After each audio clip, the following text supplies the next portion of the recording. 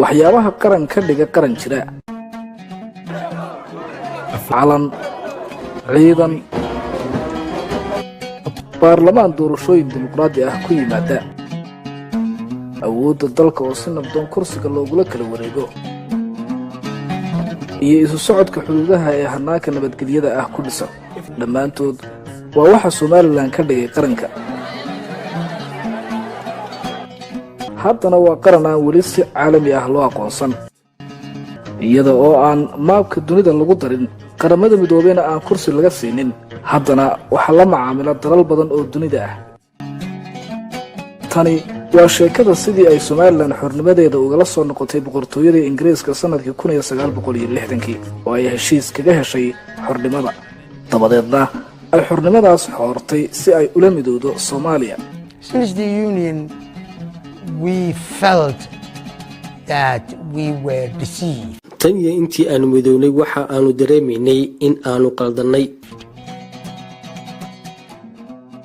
waxa ay ahayd midnimo guul daraysatay oo laga dheefay cadaalad darro iyo xasuuq baahsan oo loo geystay dadka Somaliland iyo in dagaal qarxo oo ay taasi sababto in Somaliland mar kale hesho gooni isu taageeda.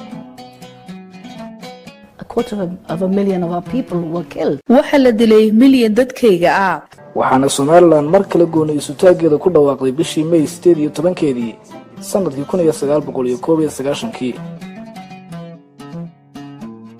laakiin weli ma ay aqoonsan dunidu waa sheekada Somaliland oo raadinaysa inay dib u dhalato iyadoo ah qaran dimuqraadi ah oo madax bannaan Michael Robin oo kamid ah aqoonyahanka u dhaqdhaqaaqa qadiyadda Somaliland ayaa aaminsan What I would say to Somali nationalists who always want one Somalia, you've got to do better than Somaliland. You can't expect to drag Somaliland down to your level. Soomaalida waxaan oran lahaa ma samayn kartaan Soomaali mid ah mana soo jiidi kartaan Somaliland si ay u timaado heerkiina. tani waa sheekada Somaliland uu gabi ahaanba burburiyay oo dhulka la simay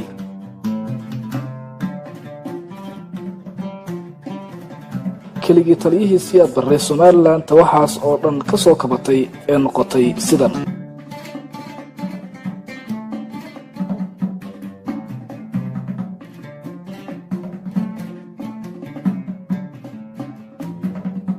Somaliland waxa ay iska jaftay boorka waxaanay u tafaxaydatay koboc iyo qarandhis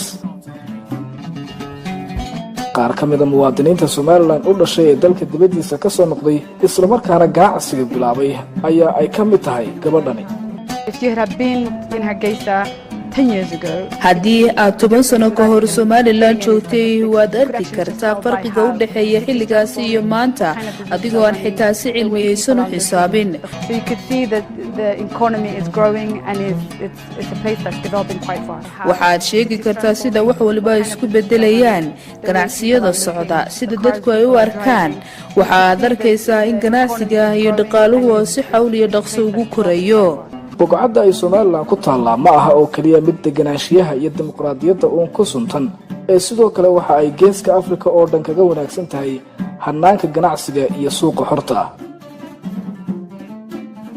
waa kan mid ka mid ah ganacsatada Somaliland ee sida weyn u maalgashaday Jamhuuriyadda Somaliland Ahmed Cismaan Geelle So if Coca-Cola can do it here, anybody else can do it. haddii ay Coca-Cola ay halkan ku samayn karto badeecadeeda cid kasta oo kalena waa ay samayn kartaa Somaliland is open for business and it's a force in the Horn of Africa.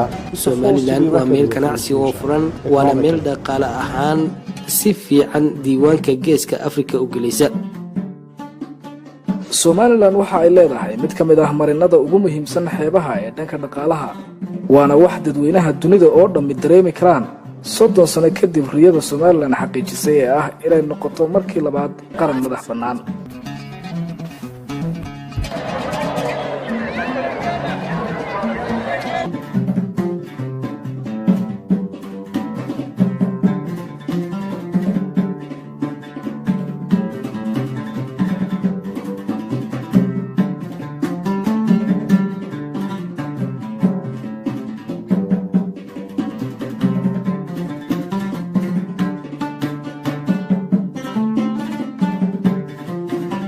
marka laga hadlayo Somaliland waxa laga yaabaa in aanad weli tan oo kale ku fikirin.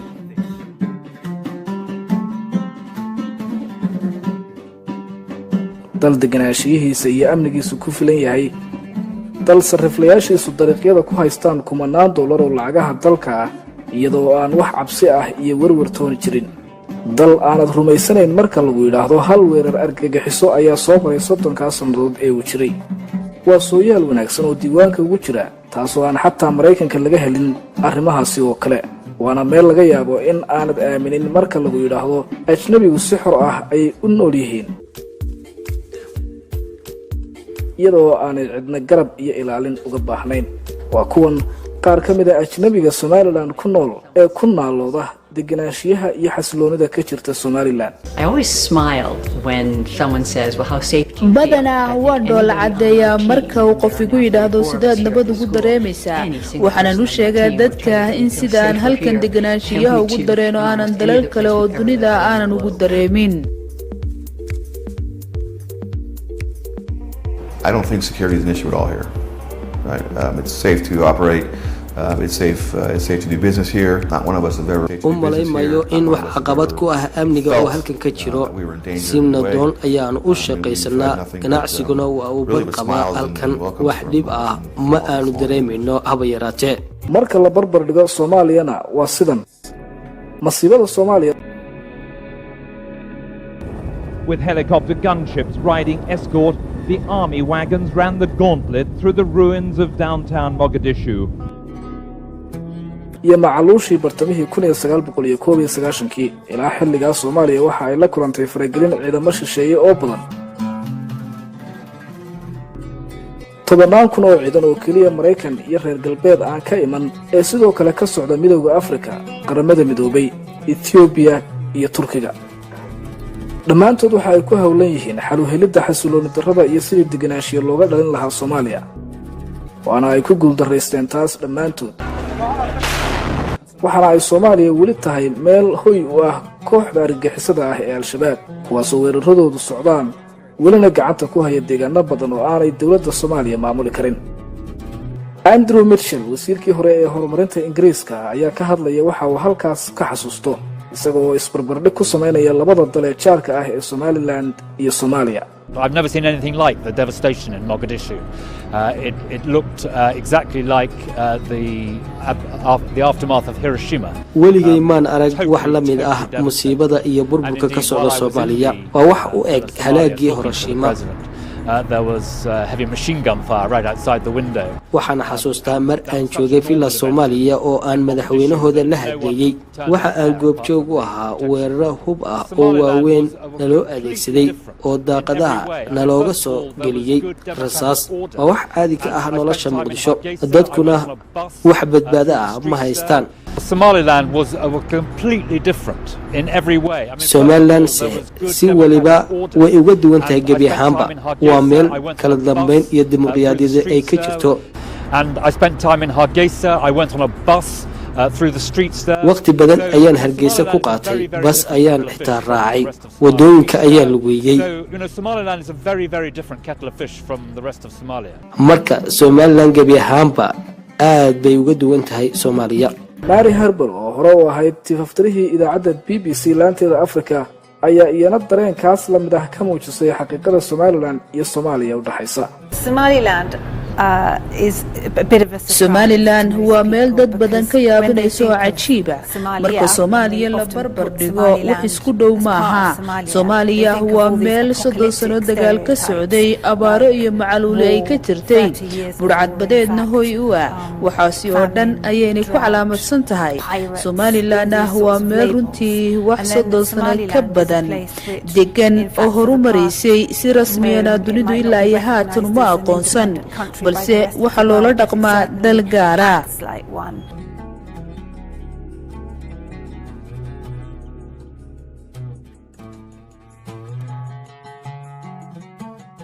muxuu Somaliland Ingiriisku baray taariikh ahaan ama uu kaga tegay? madaxweynaha jamhuuriyadda Somaliland mudane Muuse Biixi Cabdi ayaa ugu horeyn sharaxaya waxa uu ka xasuusto sababihii Ingiriisku Somaliland u soo degay mar uu madaxweynuhu u waramayay Raagi Omar.